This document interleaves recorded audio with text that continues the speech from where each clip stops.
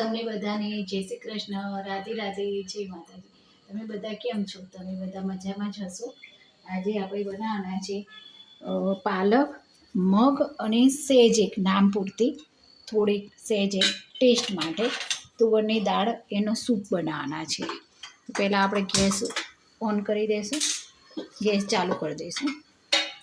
અહીંયા આપણે આ મોટા 2 ચમચા ભરીને આપણે મગની દાળ છે, નામની જ છે તુવરની, તો જરી કમથી મેઇન છે મગની દાળ અને પાલક, એનો સૂપ બનાવવાનો છે આપણે. તો આટલા આપણે પાલકના પાન લઈ લીધા છે. આ બધું આપણે બાફવા મૂકી દઈશું. 1 ગ્લાસ પાણી રેડી અને આપણે બાફવા મૂકી દઈશું. અહીંયા 1 ગ્લાસ લીધું છે, થોડુંક હું આટલું લઉં છું, અડધો ગ્લાસ પાણી. અને આને આપણે બાફવા મૂકી દઈશું ધીમા તાપે આપણે બાફવા દઈશું. પછી આપણે એનો ક્રશ કરી અને સૂપ બનાવશું.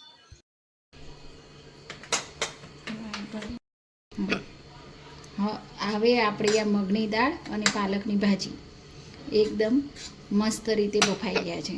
તો હવે આપણે આમાં નાખીશું 1 મીડિયમ સાઇઝનું ટામેટું અને 1 ડુંગળી, અને એને આપણે ક્રશ કરી દઈશું. પણ એકદમ ઝીણું નથી કરવાનું, થોડું દળદળ જેવું રાખવાનું છે.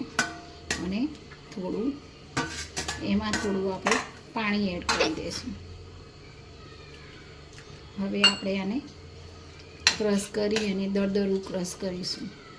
એકદમ ઝીણું ક્રશ કરવાનું નથી. તો આપણું આ ક્રશ થઈ ગયું છે. હવે સ્વિચ બંધ કરી દીધી. હવે આને આ સૂપને થોડું આપણે ગરમ કરી દઈશું.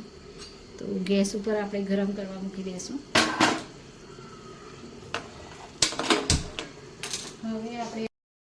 હવે આપણે આમાં 5 ચમચી જેવું મરી પાવડર નાખી દઈશું,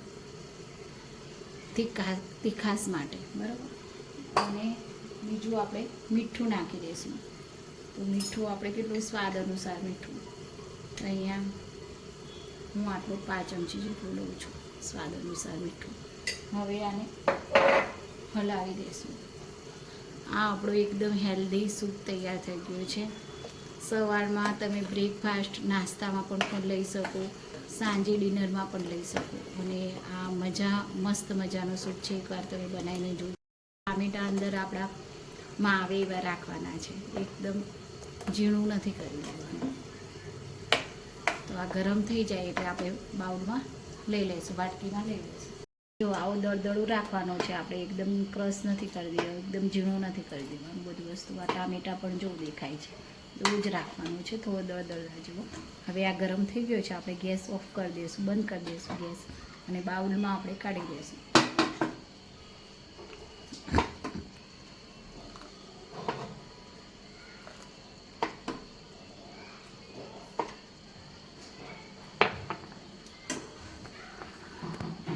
હવે આપણે આને કોથમીરથી ગાર્નિશ કરીશું, અને આપણે આમાં લીંબુનો રસ એડ કરી દઈશું.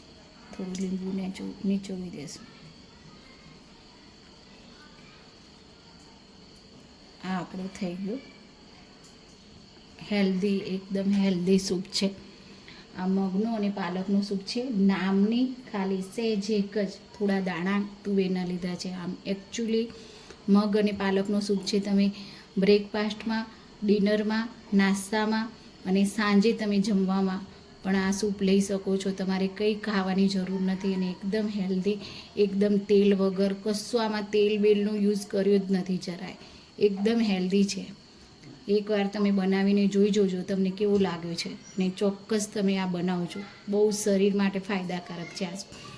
આમાં જે મગની દાળ છે એ પણ પચવામાં હલકી હોય છે. અત્યારે ઉનાળામાં તો આ સૂપ પીવો એટલે તમારે કંઈ બીજું ખાવાની જરૂર પડે જ નહીં. આ સૂપ પી લો 1 વાટકી 2 વાટકી, એટલે એકદમ તમારું પેટ ભરાઈ જાય અને તમને મજા પણ આવશે.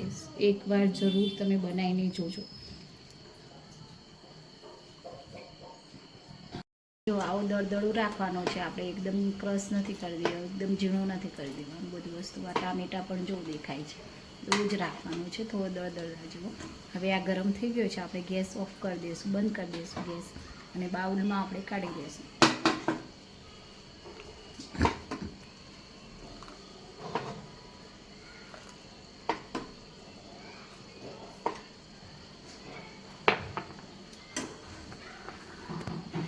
હવે આપણે આને કોથમીરથી ગાર્નિશ કરીશું અને આપણે આમાં લીંબુનો રસ એડ કરી દઈશું. થોડું લીંબુને નીચોવી દઈશું. આ આપણું થઈ ગયું હેલ્ધી, એકદમ હેલ્ધી સૂપ છે.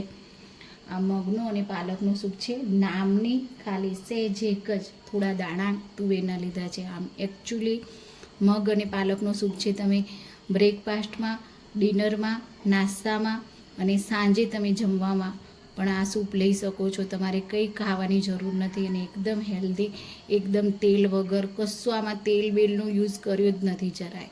એકદમ હેલ્ધી છે. એકવાર તમે બનાવીને જોઈ જોજો તમને કેવું લાગ્યું છે અને ચોક્કસ તમે આ બનાવજો.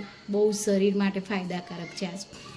આમાં જે મગની દાળ છે એ પણ પચવામાં હલકી હોય છે. અત્યારે ઉનાળામાં તો આ સૂપ પીવું એટલે તમારે કંઈ બીજું ખાવાની જરૂર પડે જ નહીં. આ સૂપ પી લો 1 વાટકી 2 વાટકી એટલે એકદમ તમારું પેટ ભરાઈ જાય અને તમને મજા પણ આવશે. એકવાર જરૂર તમે બનાવીને જોજો.